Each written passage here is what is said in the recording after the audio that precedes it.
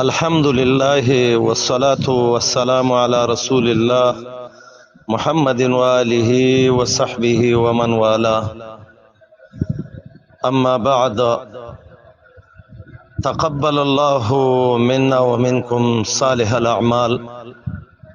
د ټول امت مسلمه چې د دنیا په هر ګوټ کې دي، شرقاً غرباً جنوباً شمالاً، چې هغه موږ سره په کلمه کې شریک دي چې لا اله الا الله محمد رسول الله، او زمونږ استاد مسلمانان ورونه دي. نو دا د الله د پاره منګه باندې ډیر ګران دي.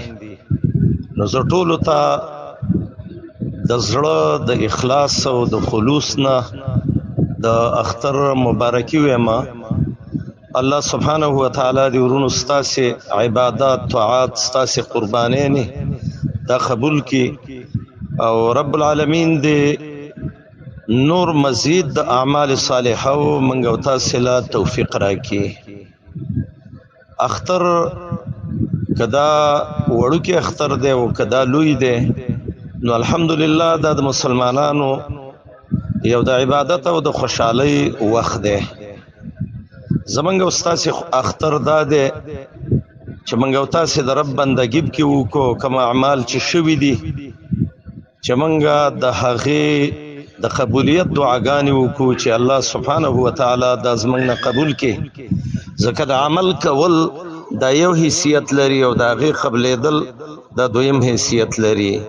زما ورونو اختر د هغه چا نه دی چې هغه اډازي کوي فکه او یا په ډنګ ټکور کوي، او نه اختر عبارت د اخرى او د وڅ کنه دی. فقط اختر د هغه چا اختر دی چې د هغه عملنامه په طاعات او په مغفرت باندې ډکه شوی. اختر د هغه چا اختر دی چې هغه د الله د عذابونو نه یریږي. لیس العید عید من لبس الجدید. و اختر د هغه چا اختر نه دی چې نوې کپڑے چلی، ولكن العید عید من خاف الوعید.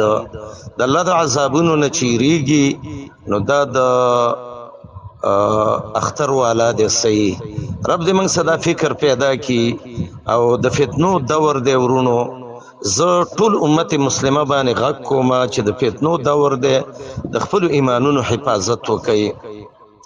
هغه خلک چې هغه په د اخترو کې فحاشین کوي او هغه غلطو طریقو ګرځي او د شریعت خلاف کوي، د آیات د سوره اعراف کې یو تفسیر دام دی، وذر الذين اتخذوا دينهم لهوا ولعبا.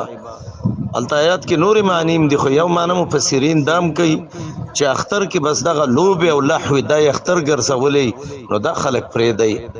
الله دې منګو تاسو د دین په کرمن کې، او رب العالمین دې اغه شرعي اخترونه او شرعي عبادتونه چې منګه ته امام د انبیاو امام د مسلمانانو محمد رسول الله علیه الصلاۃ والسلام ویلي دي.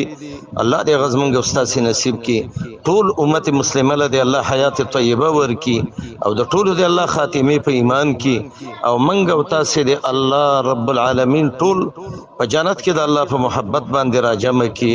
السلام علیکم ورحمت الله وبرکاتہ.